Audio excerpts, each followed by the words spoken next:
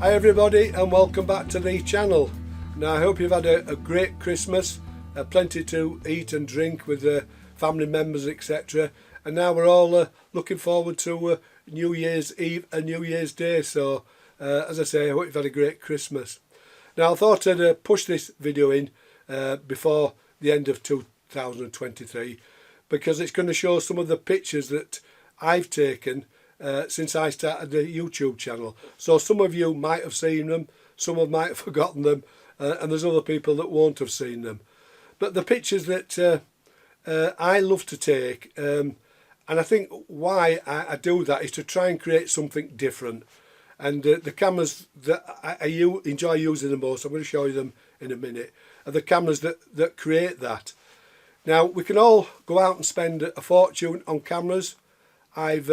I've got quite a lot of cameras, as you can see on these shelves. I've got them in cupboards, I've got them in bags, etc.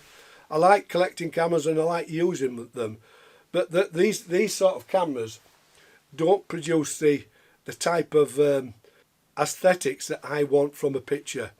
They create some beautiful pictures, sharp pictures, but that's not everything. Sharp pictures are not everything in photography.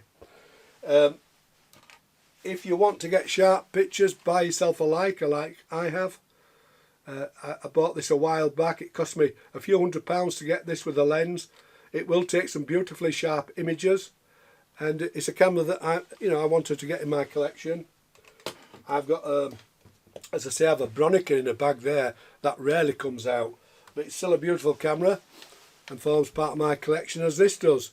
The Chamonix 4x5 with a lens. To buy one of these you'll be talking about £1,500, probably more, and they can create some really nice images. But photography is not all about going around setting it on tripods and getting these pin sharp detailed images. You see people, everybody's got a camera these days. They're going about taking pictures, etc. But they're all what you might call record shots. And if you can steer away from that and try to create something different by using techniques or using different cameras, you can come up with some really nice pictures that would sometimes look better as artwork on a wall than what you might call your straight shots. Now the cameras in this excuse me, in this video were all taken with this camera. This is just one of them. It's a 4x5 pinhole camera. And another pinhole camera, a 6x6 pinhole camera. Obviously no lenses on those. I have quite a few of these in my collection, the Holgas, all taped up. And these can take wonderful pictures and they cost you next to nothing. They can also be very frustrating, and sometimes you could sling them. Or you have a bad outing with one, you come back and the pictures are absolute rubbish and you think, I'm never going to use one of those again. But persevere with them and they will create some really pictures that are different. The other two cameras that I've used for creating more arty pictures, this is the Reoc 500G. Now it's a great little camera. I use it for taking what you might call normal pictures. A video I did a while back, I used this camera on holiday in the North Yorkshire Moors, and it came with some great pictures. But I've also used this camera to create different looking pictures. And here's another one, the Minox 35 GT I think it is. A little camera that you can put in your pocket. Again, you can do your straight shots with it, but you can also do different things with it to create different images. And all these cameras and these type of cameras used in a different way can create images that have a feeling and a mood to them that the other cameras really can't. The other cameras will do what these do. It's called ICM. They will do it. But what I'm trying to say is that this camera cost me about £20. This camera, I think it cost me about £500. Now they'll do that same thing, but this cost me a lot less. So you don't have to spend a fortune on cameras. So the pictures that you're going to see in this video are all taken with the pinhole cameras, the Holgas, and those two 35mm cameras. And I think that doing that you can create images, as I said, that are different, have a different field of mood, and they're created by yourself by using ICM, moving the camera while the exposure is going. The Holga creates its own look, you know, sharp in the centre and blurry at the edges, and the pinhole cameras, infinite depth of field. They're not totally sharp whatsoever, but you do get images that are different. You can use these cameras in situations where you can't use any other camera. So it's this video is all about this video is about showing you that you don't have to spend a fortune on cameras to get these pin sharp images. It's not always best. Photography is an art form, and using these cameras you can create artwork rather than record shots. So anyway, having said that, let's move on, and I'll show you these pictures that I took over the last 3.5 years using these cameras that I've just shown you. And it's a way, as I say, of creating images that are different from the normal images you'd take with a Leica or a 4x5 camera. So let's look at the pictures now.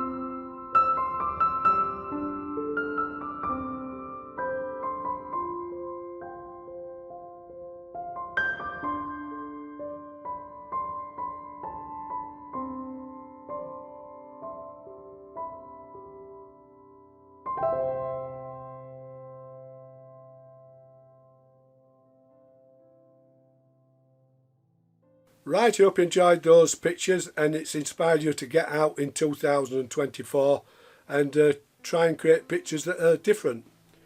Now we're just weighing up the cost of these cameras that took those pictures, and it came to no more than £400. Now the pinhole cameras took the bulk of that money. I know you can make your own pinhole cameras, but I'm lazy, I bought mine. The Holgas cost me next to nothing. I won them on auction on eBay, and these two cameras will cost you less than buying a 5-pack of Kodak Tri-X in 120 roll film. You'd probably get some change. You couldn't buy those cameras for the cost of this one. You couldn't buy them for. You couldn't buy this camera for that amount of money I spent on those cameras, and you couldn't buy this one, the Rolleiflex. Now these cameras take great pictures. You can do all sorts of things with them, but they can't take pictures, especially like the pinhole camera or the Holga. You could do the ICM using the Rolleiflex or the Bronick or even the Leica, but keep in mind that these cameras cost me next to nothing and they'll do exactly the same thing, and you won't be able to tell the difference. You wouldn't tell the difference an ICM picture taken with that as against the Leica. So I hope I've inspired you to get out and try different things, and keep in mind photography is not all about creating record shots, it's not all about creating pin sharp images, etc. Photography is a form of art, and sometimes if we pull away from that side and use different cameras, different techniques, we can come up with pictures that are more arty, that pictures that would look better in an art gallery than say straight shots, so they're well worth trying. Now in the last video I mentioned that I was 7,000 short of 1 million views on YouTube. Well, since that, which I think is about 5 or 6 days ago, it's gone over 1 million views, so I'd like to say thanks to everybody who's viewed my channel.